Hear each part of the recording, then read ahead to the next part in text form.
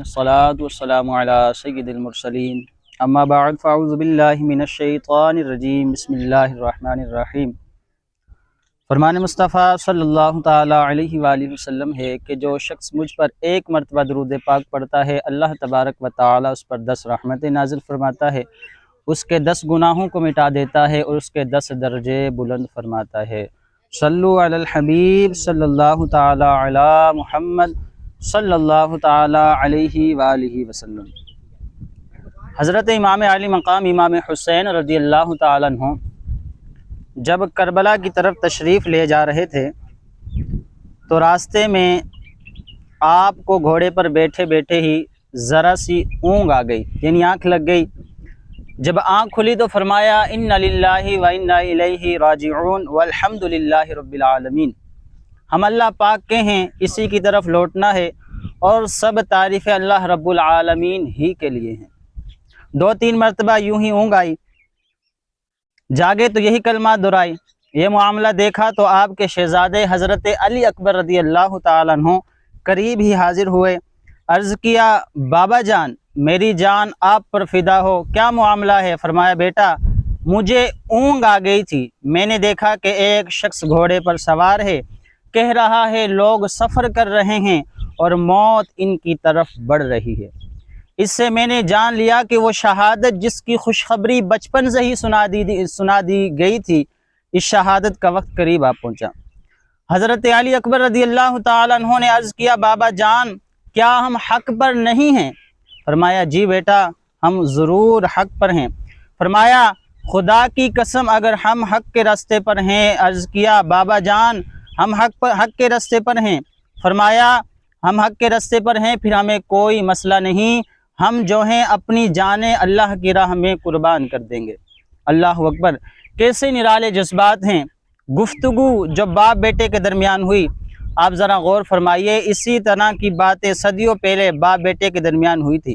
حضرت ابراہیم علیہ السلام جب اپنے شہزادے اسماعیل علیہ السلام سے کہا تھا بیٹا میں نے خواب دیکھا ہے کہ تمہیں راہ خدا میں قربان کر رہا ہوں، عرض کیا بابا جان جو حکم ہے حکم کر جائیں، اگر آپ اللہ تعالیٰ نے چاہا تو آپ مجھے صبر کرنے والوں میں پائیں گے۔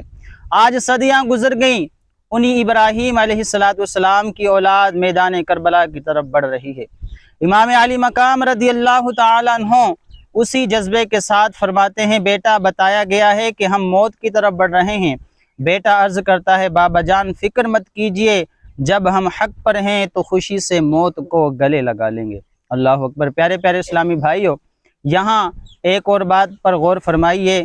خواب میں امام علی مقام رضی اللہ عنہ کو بتایا گیا کہ موت قریب ہے، آپ لوگ شہادت کی طرف بڑھ رہے ہیں، آپ کو جو ہے بڑی بے دردی کے ساتھ شہید کر دیا جائے گا۔